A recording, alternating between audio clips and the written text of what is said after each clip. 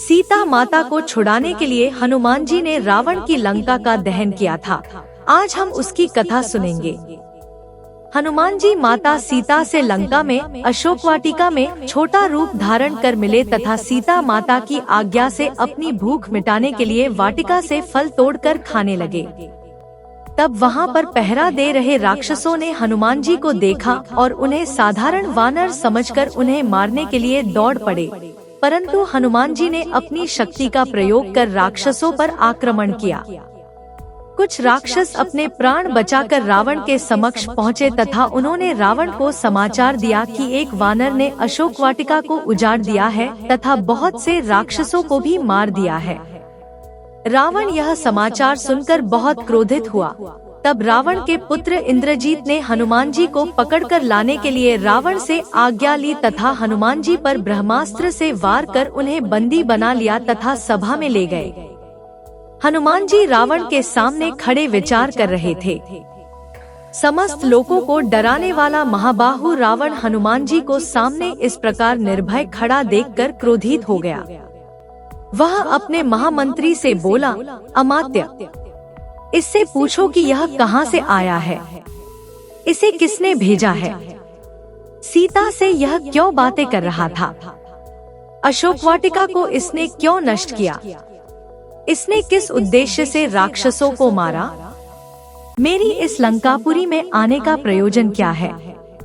रावण की आज्ञा पाकर मंत्री ने हनुमान जी से लंका में आने का कारण पूछा। तब हनुमान जी ने उत्तर दिया कि मैं श्री रामचंद्र जी का दूत हूँ और उनके ही कार्य से यहाँ आया हूँ। हनुमान जी ने कुछ क्षण शांत भाव से सभी की ओर देखा और आगे कहा, मैं किष्किंधा के परम पराक्रमी राजा सुग्रीव का दूत हूँ, उन्हीं की आज्ञा से तुम्हारे पास आया हूँ। हमारे महाराज ने तुम्हारा कुशल समाचार पूछा है और कहा है कि तुमने नीतिवान, धर्म, चारों वेदों के ज्ञाता, महापंडित, तपस्वी और महान ऐश्वर्यवान होते हुए भी एक परस्त्री को अपने यहाँ बंदी बनाया है। यह तुम्हारे लिए उचित बात नहीं है। तुमने यह दुष्कर्म करके अपनी मृत्यु का आह्वान किया है। तुम सीता माता को प्रभु श्री रामचंद्र जी को लौटा दो, वे निश्चित ही तुम्हें क्षमा कर देंगे। यदि तुम ऐसा नहीं करोगे तो तुम्हारा अंत भी वही होगा जो खर, दूषण और बाली का हुआ था। हनुमान जी की यह बात सुनकर रावण क्रोधित हो उठा। उसने अपने सेवकों को आज्ञा दी, इस वानर का वध कर डालो। रावण की आज्ञा सुनकर वहां उपस्थित विभीषण ने कहा, राक्षस राज, आप धर्म के ज्ञाता और राजधर्म के विशेषज्ञ हैं। दूत के वध से आपके पांडित्य पर कलंक लग जाएगा, इसलिए उचित अनुचित का विचार करें और दूत के योग्य किसी अन्य दंड की आज्ञा दें। रावण ने कहा, शत्रुसूदन, पापियों का वध करने में पाप नहीं है।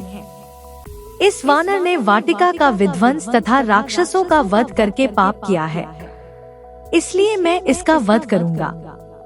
रावण की यह बात सुनकर उसके भाई विभीषण ने नम्रता के स्वर में कहा, हे लंकापति, जब यह वानर स्वयं को दूत बताता है तो नीति तथा धर्म के अनुसार इसका वध करना अनुचित होगा, क्योंकि दूत दूसरों का दिया हुआ संदेश सुनाता है। वह जो कुछ कहता है वह उसकी अपनी बात नहीं होती, इसलिए उसका वध नहीं किया जा सकता। विभीषण की बात पर विचार करने के बाद रावण ने कहा, तुम्हारा यह कथन सत्य है कि दूत का वध नहीं किया जा सकता, परंतु इसने अशोक वाटिका का विध्वंस किया है, इसका दंड तो इसे मिलना चाहिए। वानरों को अपनी पूंछ प्रिय होती है, इसलिए मैं आज्ञा देता हूँ कि इसकी पूंछ रुई और तेल लगाकर जला दी जाए, ताकि इसे बिना पूंछ का देखकर लोग इसकी हंसी उड़ाएं और यह जीवन भर अपने कर्मों पर पछताएं। रावण की आज्ञा से राक्षसों ने हनुमान की पूंछ को रुई और पुराने कपड़ों से लपेटकर उस पर बहुत सा तेल डालकर आग लगा दी। जैसे जैसे राक्षस हनुमान जी की पूंछ पर कपड़े लपेट रहे थे, वैसे वैसे हनुमान जी भी अपनी पूंछ बढ़ाते जा रहे थे। अंत में उनकी पूंछ को आग लगा दी गई। पूंछ के जलते ही हनुमान जी ने अपने सारे बंधन तोड़कर ऊंची छलांग लगाई और रावण की सोने की लंका जला दी।